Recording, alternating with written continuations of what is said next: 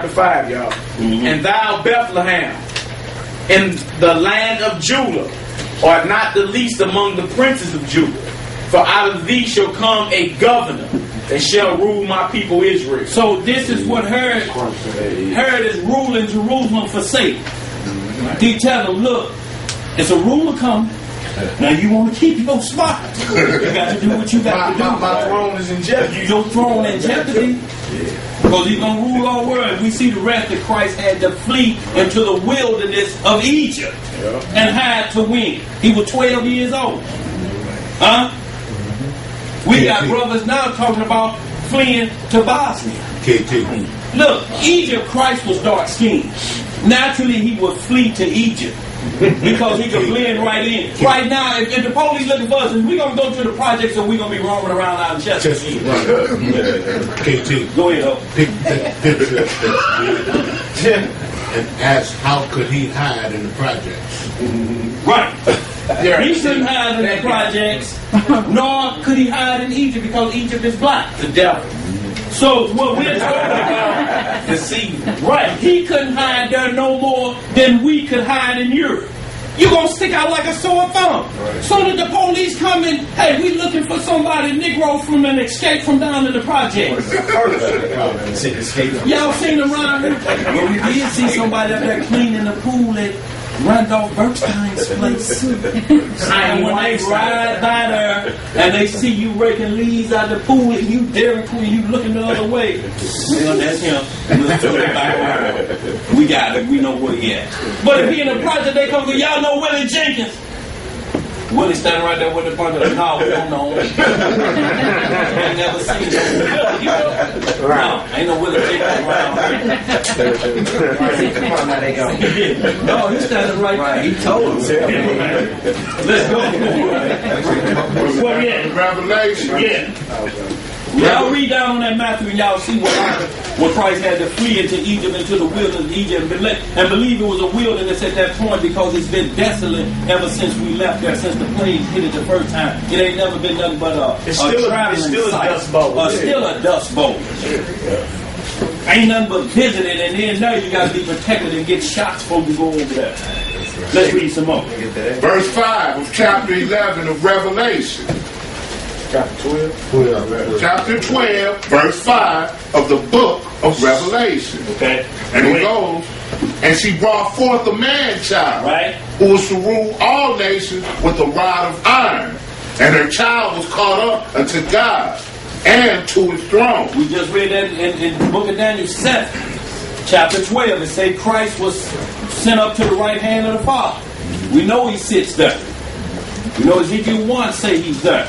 There's multiple scriptures that say he sits on the right hand of the Father. Psalm 110 say that. Psalm chapter 2, 1. Hebrews chapter 1. Right. So we know there's multiple scriptures who this is talking about. So the event here, if you use Revelation, is dealing with heavenly events, supernatural events that's greater than what's taking place here on planet Earth. This is spiritual warfare at this point. This is the king of doom at work. Been at work since the dawn of time. He was at work before Adam and Eve were ever formed. There was a creation before Adam and Eve. That's what this world came out. We read Genesis 1 and 1. It was void and it was dark. It was gloomy. The Most High don't make nothing like that. No, when he make it boom, it's created beautiful. Right. He ain't no fashion and later. He boom. That world was wiped out. Jeremiah 4:23. Hit a little bit of that just for me so we can understand that. Because we know it was 8 people saved in this flood, but there was a flood before Adam and Eve. And Adam and Eve is told to replenish the earth. You don't replenish what ain't never been filled before. You don't move in a new house and say, I'm going to replenish these cabinets. Look at here. I see some remnants of Roman noodles up in here. No, ain't nothing up in there. It's brand new. No, you fill the earth. Jeremiah chapter 4. Y'all can start it, on your own time, start at verse 1. You'll see when they talk about how the Most High destroy. He said, when I destroy, I make it desolate. I turn it into a wilderness. I destroy everything living. You want to see destruction? Go down on Cass and Jefferson, where the Pruitt-Igoe used to be. It's a wilderness now. There used to be a set of projects for you newcomers up here, born in the 80s. Or Martin Luther King in Hamilton, where Wellfleet was once booming. It's a desolation. But I'm talking about where it never looked like buildings existed. Right. See, they didn't rehab that. But this looked like dioxin was in there because they ain't built on it since they tore it down. They got new documentaries out about that now. They were just made. They had it showing down at the Tivoli about What they saying? a week or so ago. They made new documentaries on the project down there. What they saying about? Just the fact that because they're gone and they went into detail about how they originally were set up and the purpose for them being set up, the whole history of them. Right. And that there was a little young architect who was designing something and he saw Louis something. Igoe and somebody Pruitt. But the who made the movie, the one who made the movie, Right. Yeah, he saw some architectural designs here and decided to look further into it, and he discovered the project because he wasn't born. Right.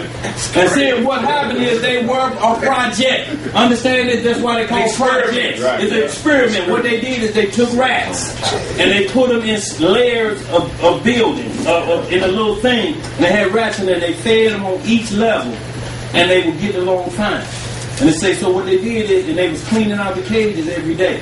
So what they did is they started taking the food from off the top level, and they would come down and take from the second level. And they take from the second level till they got chaotic. It was just chaotic every time. Then they quit cleaning the cages, and it really got chaotic. So that's what they did with the project issue. They put us in the project On top of each other. On top of each other. And then they had us in there. They used to do maintenance because we used to get violations if you didn't do what you're supposed to clean up. Then they stopped the maintenance. The elevators worked sometimes they didn't. You open the doors and all the way down. Then they stopped the trash pickup. And then the ones on the top floor would prey on the ones coming up the steps.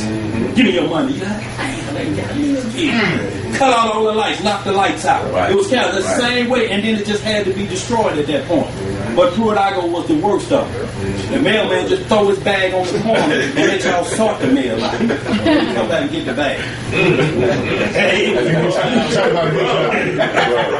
Pruitt Igoe was a large urban housing project first occupied in 54 and completed in 56 in the U.S. city of Missouri. Shortly after its completion, living conditions Pruitt Igoe began a qualitative decline. By the late 1960s, extreme poverty, crime, segregation brought the complex to a great deal of infamy, and it was covered extensively by internal press. The complex was designed by architect Mahu Hussain. That was the architect, World Trade Center, but it'll tell you who it was named after. The Pruitt Igoe housing project was one of the first demolitions of modernist architect, and its destruction was claimed by postmodern architect history, whoever it was. But it'll tell you, let me see. Pruitt Igoe. You pull up who they was named after. But they show you the destruction of them, how they blew it up. Just like 9/11. Like 9/11. That's the first blow up of destruction. So they had practice on the Pruitt Igoe. They had practice. On 9/11 on the Pruitt Igoe. Didn't tear up nothing else around it, y'all. This ain't nothing Satan been doing. He been tearing up buildings when he get tired of it. But y'all, this is what we saying of what a wilderness is. We more than Jeremiah 4. Jeremiah 4, verse 23. I beheld the earth, and lo, it was without form and void. What that sound like, Genesis 1:1? And the heavens, what did it say? And the heavens, and they had no light. They had no light. So we see Genesis 1:1 because there was no light. Then he had to create the firmament. And light separated from day. The moon and the sun weren't created to the fourth day. Day one is just the light of the heaven. They didn't have no light at first. Same thing, Genesis 1:1. Let's hit some more of that mouth. 24. I beheld the mountains, and lo, they trembled, and all the hills moved lightly. I beheld, and lo, there was no man. What? There was no man. One man? No man. How many we got off the ark? 8. Well, more. Well, 8 people. Well, 8 people. Right. 8 souls. Yeah. 4 men. It was then, but this destruction wasn't nobody. Reach more than that. I beheld, and lo, there was no man, and all the birds of the heavens were fled. I beheld, and lo, the fruitful place was a